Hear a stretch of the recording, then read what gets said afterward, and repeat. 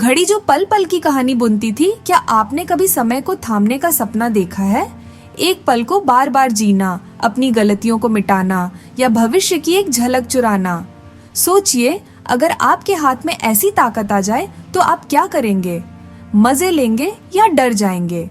आज मैं आपको एक ऐसी कहानी सुनाने जा रहा हूँ जो आपको हंसाएगी, डराएगी और सबसे जरूरी समय की कीमत सिखाएगी। ये रिया और आर्यन की कहानी है, दो भाई बहन जिन्होंने एक जादुई घड़ी पाई और समय के साथ ऐसा खेल खेला कि उनकी जिंदगी बदल गई। तो तैयार हैं इस रोमांचक सफर पर चलने के लिए? चलो शुरू करते हैं। गर्मियों की छुट्टियों का वो दिन था जब रिया और आर्यन अपने दादाजी के पुराने घर में कुछ खजाना ढूंढने की ठान चुके थे। दादाजी का घर गांव में था, जहां हर कोने में कोई न कोई कहानी छुपी थी। माँ पापा शहर में बिजी थे तो बच्चों को गांव भेज दिया गया था, थोड़ा मजा, थोड़ा दादाजी की यादों के साथ वक्त बिताने के लिए। घर के पीछे एक पुराना कोठा था, एक तरह का स्टोर रूम, जहां दादाजी की पुरानी चीजें धूल की परतों में दबी थीं। कोठे की लकड़ी की सीढ़ियां चरमराती थीं और हवा में पुरानी किताबों और लकड़ी की हल्की सी महक थी। रिया, जो 12 साल की थी और हमेशा जासूस बनने का सपना देखती थी, ने अपने छोटे भाई आर्यन को उकसाया, चल देखते हैं दादाजी ने क्या क्या छुपा रखा है। आर्यन, 10 साल का शरारती लड़का जिसे हर चीज में मजा चाहिए था, तुरंत तैयार हो गया। शायद कोई पुराना खजाना मिले या कोई जादुई लैंप, उसने हंसते हुए कहा। कोठे में धूल भरी अलमारियां, टूटी फूटी कुर्सियां और पुरानी तस्वीरों के ढेर थे। रिया ने एक लकड़ी का बक्सा खोला जिसमें पीतल की छोटी छोटी चीजें थीं, लेकिन आर्यन की नजर एक कोने में पड़ी जहां एक मखमली कपड़े में लिपटी कोई चीज चमक रही थी। उसने कपड़ा हटाया और सामने थी एक घड़ी। नहीं, कोई साधारण घड़ी नहीं, इसका डायल चांदनी की तरह चमकता था। कांच पर नक्काशी ऐसी थी जैसे कोई पुराना जादुई नक्शा, और सुइयों की टिक टिक में एक अजीब सी लय थी, जैसे कोई गीत गुनगुना रहा हो। ये क्या है? रिया ने उत्सुकता से पूछा, अपनी उंगलियों से नक्काशी को छूते हुए। दादाजी का कोई पुराना टाइम मशीन, आर्यन ने मजाक किया और बिना सोचे घड़ी की चाबी घुमा दी। अचानक कोठे में एक तेज रोशनी चमकी। रिया ने चीखते हुए आर्यन का हाथ पकड़ा और सब कुछ धुंधला हो गया। जब आंखें खुली तो वो अपने घर के लिविंग रूम में थे। वही घर, वही सोफा, वही दीवार पर टंगी घड़ी। लेकिन कुछ गड़बड़ थी। माँ रसोई में नाश्ता बना रही थी और बाहर सुबह की हल्की धूप थी। रिया ने घड़ी की ओर देखा।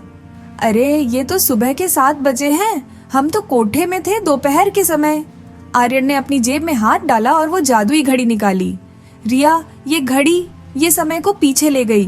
पहले तो दोनों को ये सब सपने सा लगा। रिया ने कहा, चल टेस्ट करते हैं। उसने घड़ी की चाबी को हल्का सा घुमाया और फिर से वही चमक। इस बार वो अपने बेडरूम में थे, जहां रिया सुबह दूध का गिलास गिरा चुकी थी, लेकिन अब गिलास टेबल पर सही सलामत था। वाह, आर्यन चिल्लाया, हम समय को कंट्रोल कर सकते हैं। शुरुआत में ये सब एक मजेदार खेल था। रिया ने अपने होमवर्क की कॉपी भूलने की गलती सुधारी, वापस समय में जाकर कॉपी बैग में डाल दी। आर्यन ने अपने क्रिकेट मैच में गलत शॉट को ठीक किया, बार बार उसी पल को खेलकर। एक बार तो दोनों ने अपने पसंदीदा कार्टून का एपिसोड 3 बार देखा, हर बार हंसते हंसते लौटपोट होकर। ये तो सुपर पावर है, आर्यन ने कहा, अपनी मुट्ठी हवा में लहराते हुए। लेकिन रिया को थोड़ा डर भी लग रहा था। आर्यन, हमें सावधान रहना चाहिए। दादाजी ने शायद इसीलिए इसे कोठे में छुपाया था। अरे चिल कर, आर्यन ने लापरवाही से कहा। क्या गलत हो सकता है? जल्द ही उन्हें जवाब मिल गया। एक दिन रिया का अपनी सहेली माया से स्कूल में झगड़ा हो गया। माया ने रिया की नई पेंसिल चुराने का इल्जाम लगाया और रिया को गुस्सा आ गया। उसने सोचा, मैं समय को पीछे करूंगी और इस झगड़े को ठीक करूंगी। उसने घड़ी को कई बार घुमाया, हर बार बातचीत को अलग तरीके से करने की कोशिश की, लेकिन हर बार कुछ न कुछ गलत हो जाता। एक बार माया और ज्यादा गुस्सा हो गई। दूसरी बार रिया ने गलती से माया का पसंदीदा रबर तोड़ दिया। आखिरकार माया ने रिया से बात करना ही बंद कर दिया। रिया उदास हो गई। ये घड़ी मदद नहीं कर रही, उल्टा सब खराब कर रही है, उसने आर्यन से शिकायत की। आर्यन की भी अपनी परेशानियां थीं। स्कूल में मैथ्स का टेस्ट था और वो तैयार नहीं था। उसने सोचा, मैं समय में पीछे जाऊंगा, सारे जवाब देख लूंगा और फिर टेस्ट में टॉप करूंगा। उसने घड़ी को घुमाया, टेस्ट के दौरान जवाब देखे और वापस जाकर पेपर लिखा। लेकिन जब रिजल्ट आया तो उसके नंबर और भी खराब थे। क्या? उसने हैरानी से कहा। टीचर ने बताया कि उसने गलत पेपर के जवाब कॉपी किए थे क्योंकि समय बदलने से सवाल बदल गए थे। आर्यन का मुंह लटक गया। चीजें तब और बिगड़ गईं जब एक दिन दोनों भाई बहन आपस में बहस करने लगे कि घड़ी को कौन रखेगा। रिया चाहती थी कि वो इसे संभाल कर रखे, जबकि आर्यन इसे अपने कूल कलेक्शन में जोड़ना चाहता था। बहस के बीच आर्यन ने गुस्से में घड़ी की चाबी जोर से घुमा दी, बहुत ज्यादा। इस बार कोई हल्की चमक नहीं थी। एक तेज झटके के साथ सब कुछ अंधेरा हो गया। जब उन्होंने आंखें खोली तो वो अपने घर में थे, लेकिन ये घर वैसा नहीं था। सोफा फटा हुआ था, दीवारों पर धूल जमी थी और खिड़कियों से आने वाली रोशनी उदास सी लग रही थी। रिया ने माँ को आवाज दी, मम्मी, लेकिन कोई जवाब नहीं आया। आर्यन ने डरते हुए रसोई की ओर देखा, वहाँ कोई नहीं था। टेबल पर पड़ी रोटियां सूख चुकी थीं, जैसे कई दिन पुरानी हो। रिया, ये क्या हो गया? आर्यन की आवाज कांप रही थी।